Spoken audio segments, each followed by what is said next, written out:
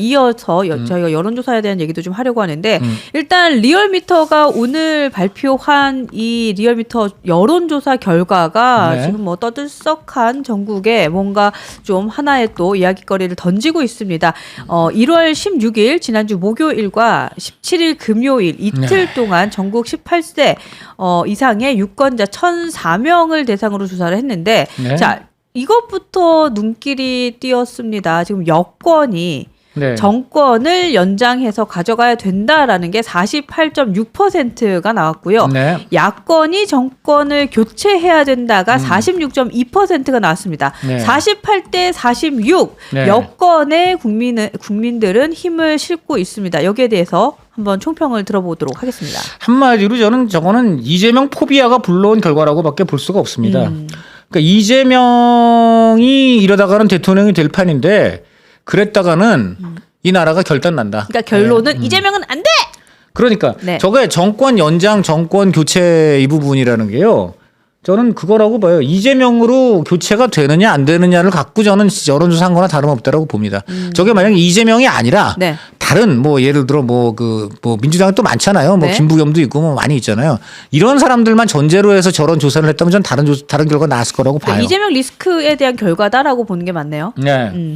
그 누구죠? 저희도 이제 오시는 패널분들이 이제 많은 얘기를 하시는데 그중에서 제가 좀 기억에 남는 분이 하문경 우리 당협위원장은 이런 얘기 하더라고요. 이재명 대표가 나오는 것이 국민의힘에는 혹은 보수 진영에는 가장 유리하다라는 생각을 한다라고 얘기하시더라고요. 그 얘기는 맞는데 네. 전제가 있습니다. 첫째 우선 3월 12일까지 지금 법원이 이재명 대표 선거법 2심을 하겠다는 거 아니에요. 네.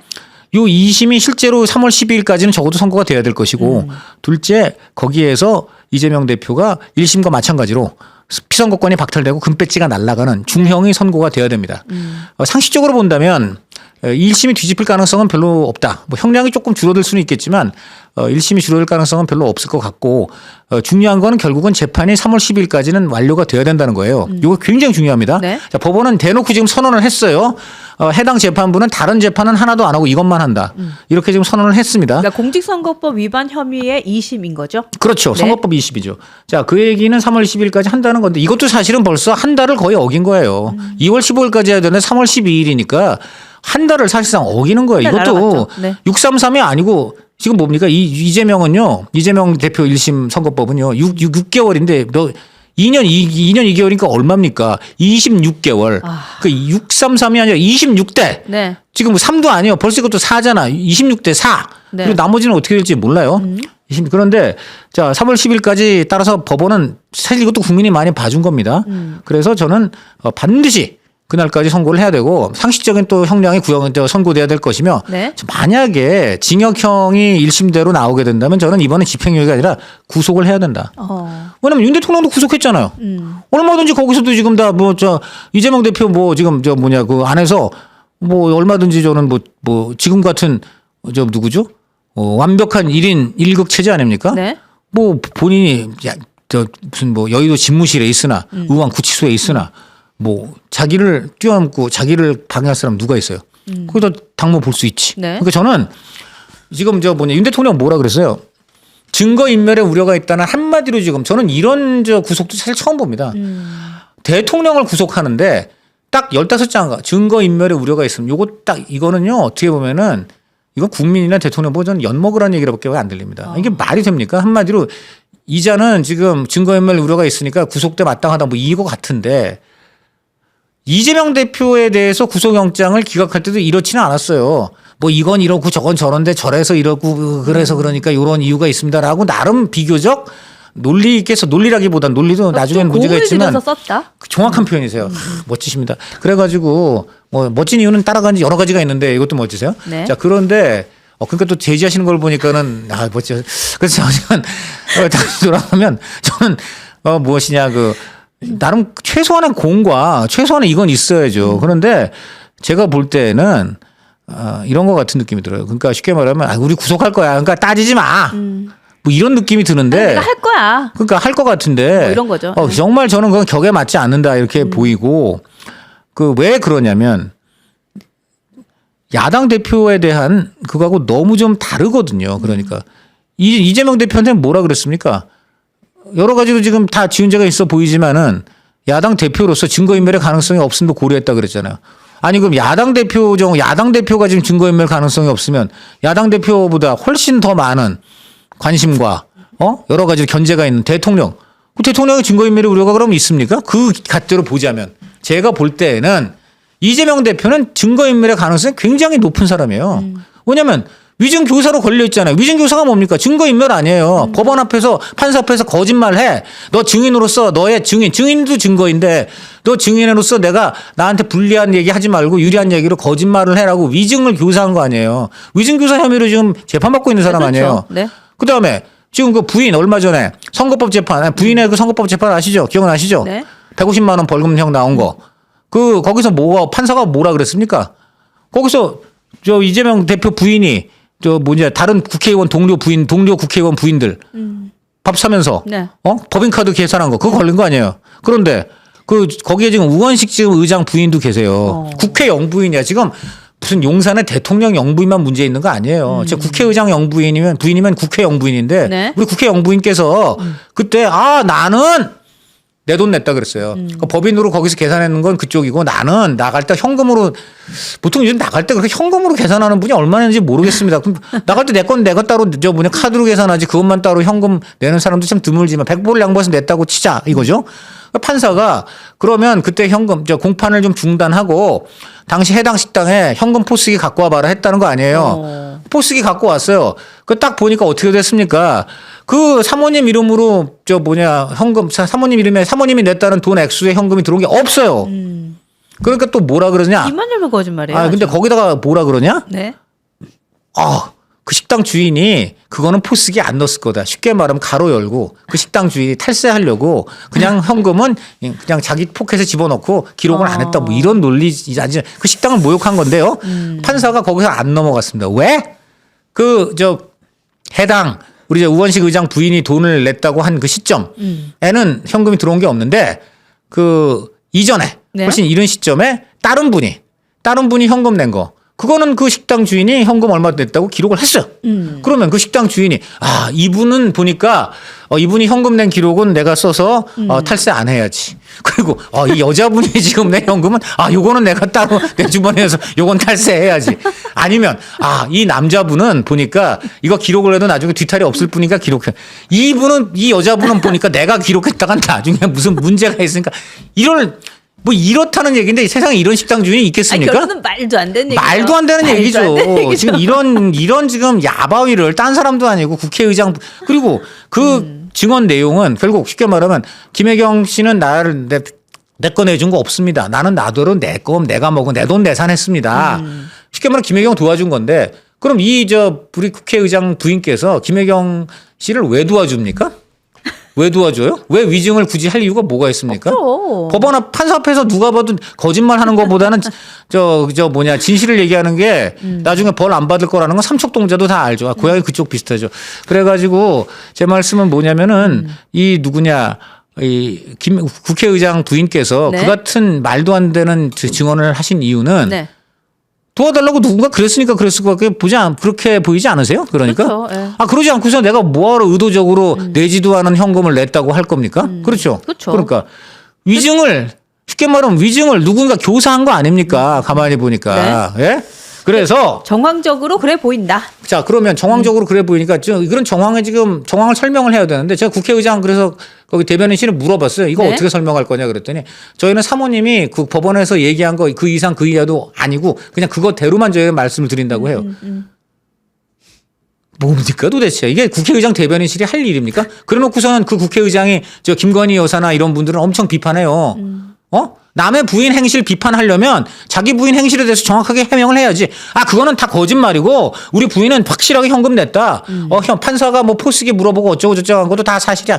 그런 식으로 얘기를 하든지 왜 그렇게 담장도 넘고 당당하게 처신하는 국회의장이 그거 하나 못해요? 수신제가 지구 평천하라고 했습니다.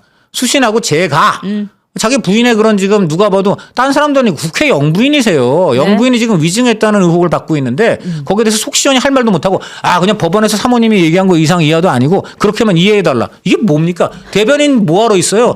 국민 세금 받아가면서. 그렇지 않습니까? 그렇죠. 자, 그러니까 네. 이것만 봐도 그 위증이 뭐 구원식 부인 개인을 위한 위증이에요?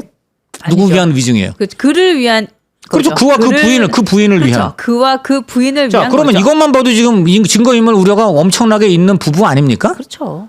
자, 이런 사람은 증거인멸 우려가 없대요. 왜? 야당 대표니까. 야, 진짜 정말 직함만 가지면 정말 나도 그냥 당 하나 그냥 만들어 갖고 야당 대표 하겠다. 아니 그리고 네. 또 한 가지 보태면 조국 전 대표는 1, 2, 3심, 이게 3심에서 구속이 됐잖아요. 네, 네, 그러니까 사실 그 역시도 뭐 그 구속 안 하고 있는 그 시간 동안 뭐 당 대표하고 당 차리고 국회의원들 막 비례대표 만들고 사실 예. 그거 다 했잖아요. 근데 사실 이 부분에 대해서는 정말 공정한 잣대가 있었느냐라는 생각은 사실은 좀 하게 되죠. 그럼 저는 네. 그러니까 네. 저는 저 범죄 비판한 건 좋은데 교두순이 성범죄 근절 외치면 사람들이 웃습니다. 자, 그러니까 저는 이렇게 봐요. 윤석열 대통령 잘못한 거 다 법적으로 신속이라는 표현은요. 법이 정해진 절차 안에서의 신속입니다. 그런데 지금 그렇죠. 최근에 공수처와 서부지법이 한 행동들을 보면 이거는 법이 정한 신속이 아니에요. 그냥 무조건 그냥 막가 되는 대로 그냥 어떻게든 빨리. 그래서 좀 가로 열고 빨리 이재명 대통령 되게 무조건 윤석열 대통령 빨리빨리 감옥 집어넣고 탄핵 심판은 뭐 2월 안에 끝내버리고 3월 10일 이전에 대선 치러지게 거의 뭐 이런 생각하는 거 아닌가 할 정도예요. 자, 그래서 저는 네. 다시 말씀드립니다만은 네. 신속과 공정을 외치려면 본인 재판부터 우리 침대 재판의 대가이신 이재명 대표부터 이제 제발 좀 침대는 좀 해도 중천에 떴는데 어디가 드러내고 본인이 그렇게 입이 마르도록 닳게 얘기하는 신속한 헌재의 심판 이꼬로 본인의 신속한 재판 하셔야 된다 봅니다. 네, 좋습니다. 그 서부지법의 얘기가 나왔으니까 제가 좀 이어서 가도록 하겠습니다. 지금 빨강머리애님께서 조두순 비유 찰떡입니다. 그러니까요, 공감 많이 되시는 것 같아요. 좋습니다. 그 서부지법에 난입했던 사건이 있었죠. 지금 윤석열 대통령의 구속에 반발한 시위대가 서부지법에 난입하고 뭐 네. 영장 발부 판사를 찾아내라 하고 난리가 났었는데 그렇죠. 지금 방금 속보가 떴습니다. 서부지법에 난입한 그 사람들 중에서 지금 네. 20대, 30대의 유튜버 3명을 포함해서 66명에게 구속영장 청구가 됐고요. 그중에 5명은 구속심사가 지금 진행 중이라는 속보가 떴네요. 그렇죠. 자, 어쨌든 뭐 사실은 정치적으로 나와 생각이 다를 수 있고 네. 내가 속이 상할 수는 있다. 하지만 이것이 글쎄요. 뭔가 좀 폭력으로 행사되었던 것이 우리나라 민주주의에도 좀 큰 아픔으로 기록이 될 것 같은데 이 사안에 대해서도 기자님의 좀 총평이 논설이 궁금합니다. 저거는 당연히 저거는 있을 수 없는 일이죠. 저거 있을 수 없는 일이고요. 네. 그 법원이 아무리 마음에 들지 않는 어떤 판결이나 행동을 한다 그래도 거기에 대한 뭐라 그럴까요? 이 반발, 네. 지적, 비판은요. 네. 역시 법의 형태로 이루어질 수밖에 없어요. 왜냐하면 법원이 판결이나 어떤 그 법원의 어떤 여러 가지 그 집행이 법의 정신에 어긋났다고 지금 비판하시는 거잖아요. 그렇죠? 그렇죠. 어떤 법이란 것은 영어에 그런 말이 있어요. When it's banned, it's broken. 법이 누군가에 구부러지는 순간 법은 깨져버린다 그렇습니다. 네, 이런 말을 이게 어디 있냐면요. 발음도 좋고 네, 근데 영어도 너무 잘하시고. 아닙니다. 그건 역시 워싱턴 특파원. 약간 거리가 좀 있어서 그렇게 들리신 야. 거고요. 제가 말씀드린 이 글이 주로 어디에 이 말이 적혀 있냐면요. 네. 경찰서 같은 데 많이 있어요, 미국은. 왜냐하면 미국도 사람 사는 데니까 경찰관한테 죄송합니다. 제가 우리 애가 막 아파가지고 어쩔 수 없이 신호를 한번 위반했습니다. 뭐 이런 거 많잖아요. 한번 봐주세요. 그러냐? 네. 그럼 경찰이 사정은 이해합니다만 하면서 딱 벽에 걸린 저걸 봐요. 법이 사정 있다고 누군가에게 구부러지는 순간 그건 깨진다. 그거죠. 그러니까 정말 저는 난입한 분들의 네. 억울하고 비통한 마음은 이해를 충분히 합니다. 그리고 법원이 여러 가지로 문제가 많아요. 이후에는 제가 법원에 대해서 문제를 제가 삼을 것인데 네.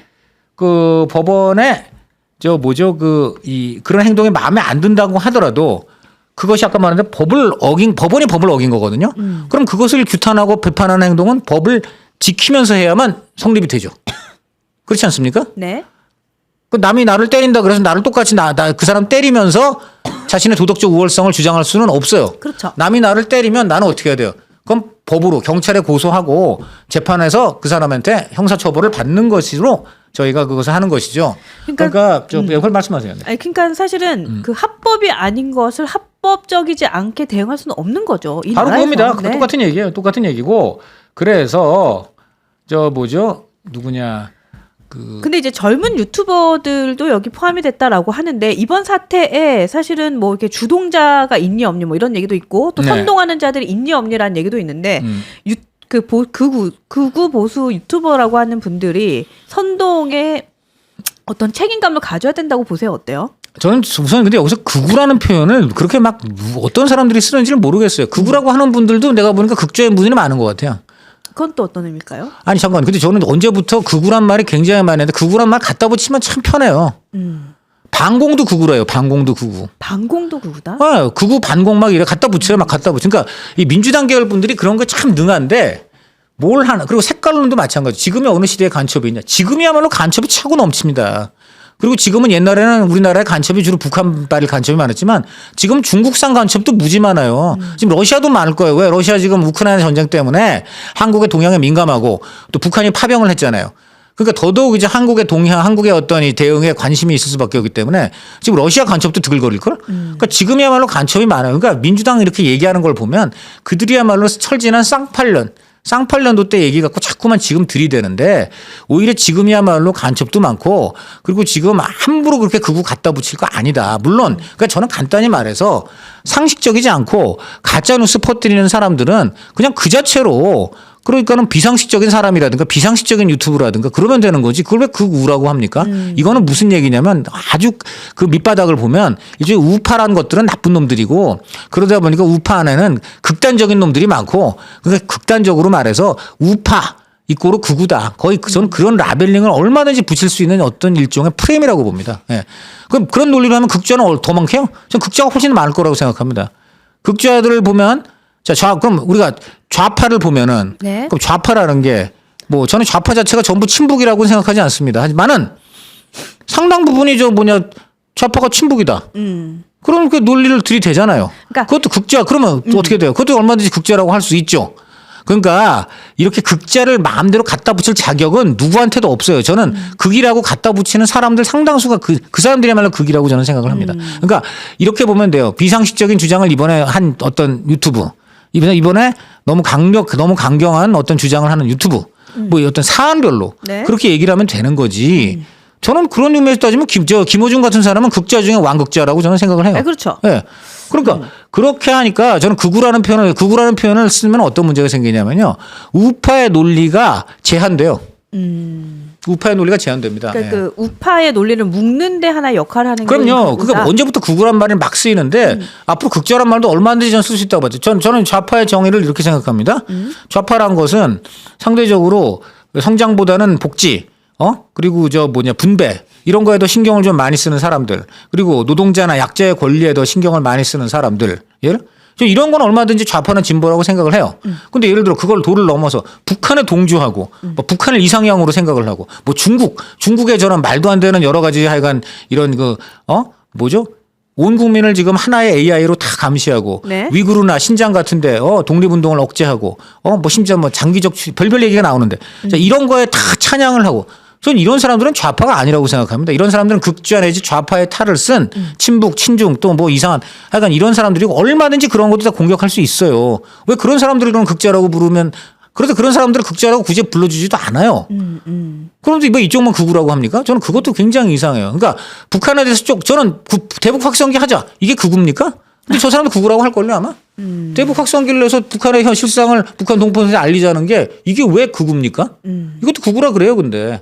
그러니까 말도 안 되는 이런 그 프레임은 벗어 던지고 예를 들어 그날 일부 유튜브가 난입을 찬양을 하고 선동을 하고 그랬다. 라면은 저는 그건 정말 그랬는지 그때 방송 내용을 보면 될 것이고요. 저는 그러니까 이번 기회에 이걸 갖고 왜 저런 얘기가 나오느냐. 배우가 누구냐. 네. 극우 일부 유튜브 보수 유튜브를 지금 한마디로 소탕하기 위한 저것도 무슨 사냥이죠. 사냥을 위해서 굉장히 그 서부지법 난입이라는 누가 봐도 불법적이고 비도덕적인 행동 여기다가 갖다 엮은 거예요. 그 진짜 목표는 서부지방에 난입한 분들이 아니고 그 뒤에 영향력을 많이 행사하고 있는 보수 성향 유튜브들인데 이 사람들을 한꺼번에 폭력을 선동하고 개입한 극우들이라고 지금 딱 하려고 지금 사냥을 하는 것이다. 네, 그렇게 저는 알고 있습니다.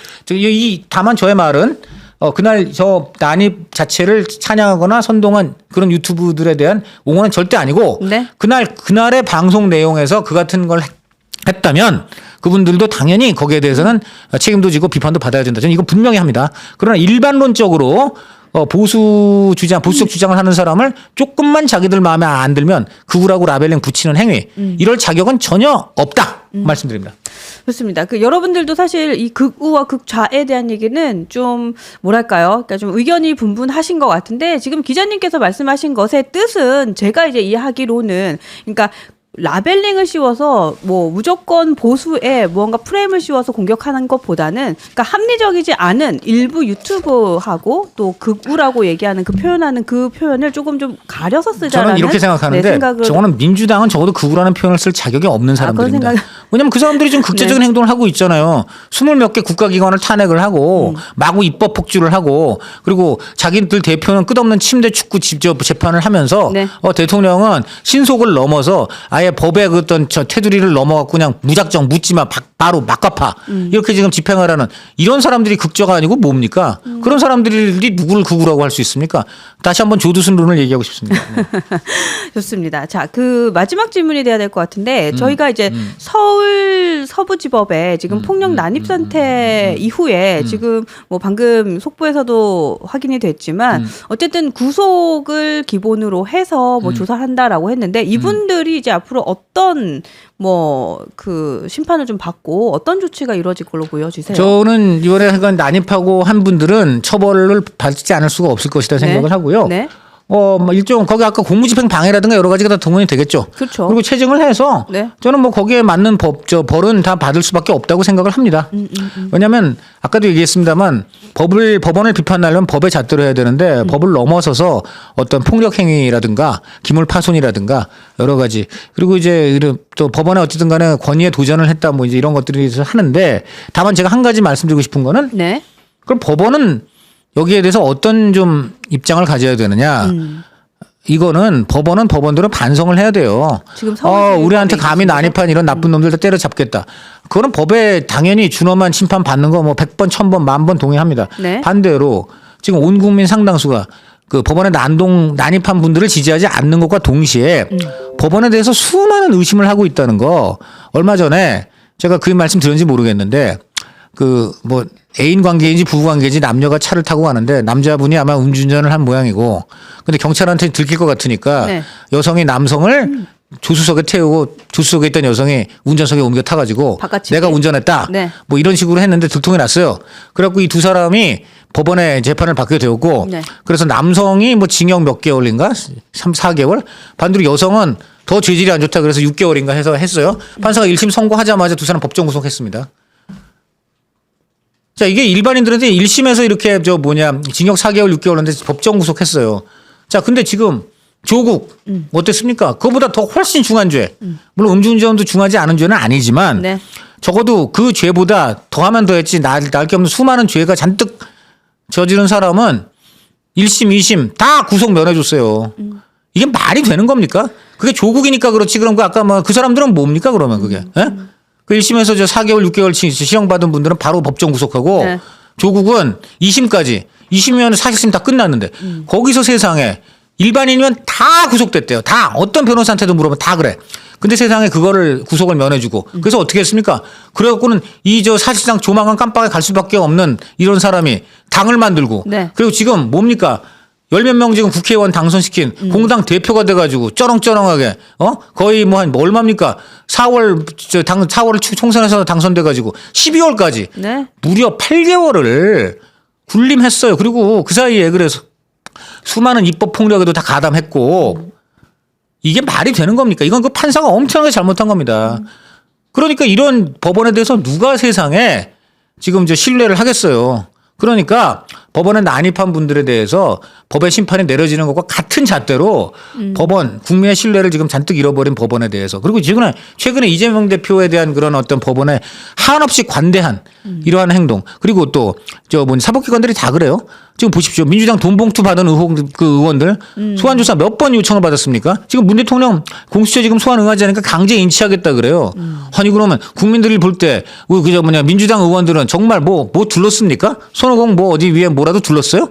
진짜 제가 볼 때 네. 이런 사람들은 지금 7번 8번 지금 소환조사 응하지 않아도 전혀 껐떡 없습니다. 뭐 잘못했냐고 도끼를 떠요. 이게 나랍니까? 이런 법은 어떻게 믿고 우리 국민들이 법의 심판 받겠습니까? 판사들 반성해야 돼요. 네. 이번에 조희대 대법원장이 그나마 위기를 감지해서 선거법 633부터 시작해서 이제 나오는데 네. 이것 대법원장이 그렇게 지금 강조를 했는데도 벌써 633조차도 26대 지금 4가 되고 있잖아요, 지금. 저는 이런 점에서 대한민국 법원이 만약에 이런 식으로 계속 나갔다가는 어떻게 되느냐. 법원 난입 그런 거는 잘못이지만 앞으로 국민들이 저는 법원 불복종 운동을 할 가능성이 크다고 봐요. 이거는 합법, 이거는 폭력을 쓰는 것도 아닙니다. 판사 못 믿겠다. 우리 대한민국 법원의 판결을 거부한다. 이런 이런 운동에 안 나오리란 보장이 없어요. 법원 문 닫아야 돼요. 네, 그렇습니다. 그렇습니다. 근데 사실 진짜 그냥 흥분한 지지자들이 난입해서 폭력을 행사했다라고 생각하고 끝낼 일은 아닌 것 같아요. 좀 기자님 얘기 들어봐도 어쨌든 사법부에 대한 불신이 어느 정도 있는 상황에서는 이것이 사회 문제로 더 대두될 수도 있겠다라는 생각은 하게 되네요. 그렇습니다. 오늘도 벌써 여러분들 시간 되게 빨리 갔죠. 벌써 1시간이 훅 지나갔습니다. 네, 강찬호 기자님 12시에 만나는 것도 매력이 있다라는 생각이 들고 또 어떤 분이 아까 라면 얘기했잖아요. 네. 그랬더니 점심시간에 라면 얘기를 했더니 아까 한참 기자님 막 모터 돌리고 계실 때 네. 많은 분들이 나는 안성탕면이야 신라면이야 라면에 대한 얘기도 많이 하고 바로 PPL 계시다. 저쪽에다 요구하세요. 아 그래요? 우리 선전해 줬잖아. 그렇죠. 쾌당 또 업체들. 우리 네. 방송국에 이제 매주 화요일 목요일에 오는 농심 아저씨가 또 계세요. 아 그렇군요. 네, 농심 관련주를 얘기했던 농심 아저씨가 갑자기 또 생각이 난다 하는 분들도 계셨고 어쨌든 여러분들 저희가 방송하면서 올려주시는 댓글 다 보면서 얘기하고 있거든요. 그러니까 많이 그 의견도 주시고 또 오늘 점심시간에 한번 이렇게 기자님 뵈었는데요. 시간을 저희가 초월해서 자주자주 뵙도록 하겠습니다. 기자님도 많이 나오실 거죠? 아, 감사드립니다. 네. 참고로 초월회라는 것은 네. 지금 비명계 네. 전직 의원들의 모임이 초월회입니다. 매주 첫째 월요일 날 만나는 초월회. 네. 그런 게 있습니다. 초월에 PPL까지 해주시는 거예요, 지금? 그렇습니다. 앞으로 이제 네. 이재명 대표 한계론이 계속 나올 겁니다. 이제 아마 이택수 대표가 아마 잘 얘기를 했겠지만 네. 이재명 대표로는 안 된다. 라는 민주당 내에 분명히 목소리가 있거든요.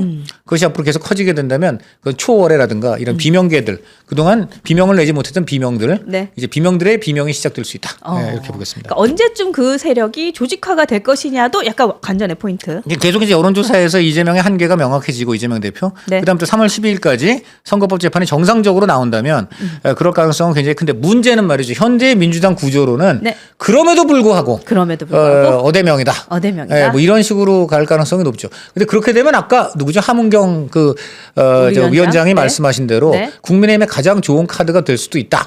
이런 얘기가 된다는 건데요. 저는 일단 그런 분석은 상당 부분 동의를 합니다. 왜냐하면 분명히 한계가 분명한 대표하고 하면 국민의힘이 여러 가지로 유리한 점이 있죠. 그런데 한 가지만 묻죠. 그럼 국민의힘은 어때야 되느냐? 네. 국민의힘도 한계가 분명한 대표로 내세우면 그거는 필패합니다. 왜냐하면 정권 교체 보통 이제 보수가 집권하면 그다음에 한번 진보한테 맡겨보자 하는 어떤 그런 흐름이 있고 네. 둘째는 어쨌든 대통령이 탄핵을 당했다는 그런 문제도 있고 셋째는 보수가 만약에 확장성이 없는 그 이재명 대표가 지금 확장성이 엄마들 없다는 거 아니에요. 네. 강성 지지층 개딸만 지지하고 중도가 등을 돌렸다. 그래서 한계론이 나온 건데 그럼 반대로 국민의힘에서 한계가 분명한 강성 우파 정치인이 네. 만약에 대선 후보로 확정이 된다. 네. 그러면은 둘이 붙으면은 국민의힘 후보가 깨질 가능성이 더 크죠. 그것이 제일 저는 걱정된다. 중도 그렇기 때문에 민주당하고 국민의힘이 지금 볼 때 국민의힘이 그나마 아까 말한 대로 이거는 내가 좀 의외로 나한테 유리한 점이 있어라고 하면 바로 이거예요. 민주당은 이재명한테 인질로 잡혔어요. 지금 민주당은 그 표현도 괜찮네요. 네. 지금 민주당은 이재명 입장에서 내가 만든다고 내가 다 공천 줬어. 너는 어떻게 가? 너네 죽어도 나랑 함께 가. 이렇게 되는 거예요. 그러네요. 반대로 국민의힘은 지금 그럴 게 없어요. 그렇죠. 국민의힘은 그럴 게 없고 오히려 어떻게 보면 확장성 있는 어떤 중도 성향의 후보가 대선 후보로 확정되면 네. 저는 윤석열 대통령 옥중에 있는 대통령 그때는 옥중에 안 계시길 바라지만 옥중에 있을 경우엔 면담을 해서 탈당을 하시라. 하게 돼가지고 윤 대통령이 나를 밟고 가라. 네. 해서 인도스하고 대통령은 탄핵 그 계엄에 대한 책임을 지시고 후퇴하는 이런 모습을 연출한다면 그리고 이제 이준석 대표의 그 개혁신당하고도 뭔가 연대와 단일화가 이루어진다면 네. 그렇다면 국민의힘은 정말 해볼 만하다. 해볼 만하다. 네, 그렇게 그리고 또 하나만 더 붙이면 계엄과 내란에 사실 좀 선긋기가 되어 있는 후보. 네. 그리고 또 한 가지는 뭔가 명태균 스캔들과 선긋기가 되어 있는 후보가 유리하지 않을까. 명태균 많은 분들이 잊었는데 오히려 우리 김혜성 대표가 소환해 주셨네요. 아니 이제는 슬슬 하나씩 나올 때 됐잖아요.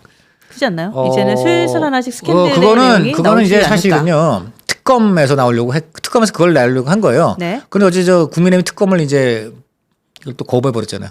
특검을 이제 거부할 가능성이 이제 커졌거든요. 그래서 명태균 것까지 어떻게 나올지는 좀 모르겠습니다만 저는 이럴 가능성이 있다고 봐요. 이재명 대표의 지지율이 계속 공전을 하고 그 다음에 아까 말한 대로 윤석열 지지율이 좀 계속 올라가고 네. 막 이런 현상이 계속 된다면 아마 이제 명태균 게이트도 점화를 하려고 하겠죠. 근데 지금 현재 국민의힘 구조로서는 그 명태균 게이트까지 점화되면 굉장히 이제 불리하다고 판단을 해서 아마 그거를 막는데 굉장히 이제 공력을 쓰게 될 겁니다. 이제 그 과정에서 어떤 무리수가 서로 간에 무리수가 나오게 되거든요. 네. 요걸 갖고서 요게 또 다시 어떤 전반적인 전국에 영향을 미칠 수는 있지 않겠나 싶은데 현재로는 이 윤석열 대통령 탄핵 자체가 워낙 큰 문제이기 때문에 그리고 내란이 사실 제일 큰 문제거든요. 그러니까 이 명태하고 내란, 명태균하고 이 내란하고 좀 약간 뭐 어떻게 보면 어물 비슷한데 둘 다 어쨌든 간에 요 두 개를 함량 지금 왜냐면 김건희 특검법도 또 지금 조국 지금 고아당에 됐죠. 지금 조국 그 당에서는 지금 이제 아버지는 고아원 깜빵 갔는데 가셨지만. 고아들이 된 의원이 네. 하는 게 지금 김건희 특검법 하자는 거예요. 그 당은 제가 볼 때는 그 윤석열 내외에 대한 그 원한이 사무쳐가지고 지금 보니까 뭐 지금 개념이 없어. 근데 민주당 입장에서는 아무것도 부담스럽다는 겁니다. 지금 왜냐하면 내란에 집중을 해야 된다. 어차피 김건희 여사를 지금 때려잡던 이유는 결국 윤석열 대통령 날리기 위한 거였거든요. 근데 지금 메인이 와 있는데 자꾸만 또 부록 다시 건드리자 그러니까 뜻은 알겠는데 지금 뭐 이런 알겠는데. 네. 그래서 얘들아 이거 알겠는데 우리가 저 메인을 날리면 부록은 저절로 정리되니까 하여간 좀 보자. 지금 약간 뭐 그런 것 같아요. 그리고 속으로 아마 그럴 것 같아. 얘들 빨리 우리가 흡수해야 되는데 아마 지금 그러고 있을 겁니다. 좋습니다. 우리 기자님 오늘도 식사도 하고 또 일을 하셔야 되니까 제가 여기서 방송을 좀 마무리를 할게요. 고맙습니다. 네, 오후 방송 제가 잠깐 소개 좀 해드리도록 하겠습니다. 오늘 2시, 1시간만 제가 쉬고 다시 들어오겠습니다. 2시부터는 설주한 변호사 함께 합니다. 보수를 보수하라. 여러분 2시부터 진행할 예정이고요. 또 오후 4시에는 우리 기자님 없이 우리 김준호 전 대변인이 혼자 오실 예정입니다. 네. 김준호 전 대변인과 오후 4시에 함께 할게요. 2시와 4시 방송 함께 해주시고요. 또 한다혜님께서 오늘 방송할 때 기자님 응원해 주셨네요. 강찬호 기자님 보스 브레이브 멋집니다. 네, 이런 글도 주셨습니다. 고맙습니다. 크로바까지 보내주셨네요. 또 지금 보내주셨네요. 네, 그리고 EUNG332님께서도 네. 그 무가 춤추는 모습과 함께 응원해 주셨습니다. 되게 이쁩니다. 네, 네, 고맙습니다. 고맙습니다. 여러분. 여러분께서 유수엔진 많이 응원해 주시는 방법 잘 알고 계시죠? 댓글도 많이 써주시고요. 또 구독, 좋아요, 알림 설정까지도 잘 부탁드리겠습니다. 여러분 오늘 여기까지 할게요. 고맙습니다. 감사합니다. 네, 감사합니다.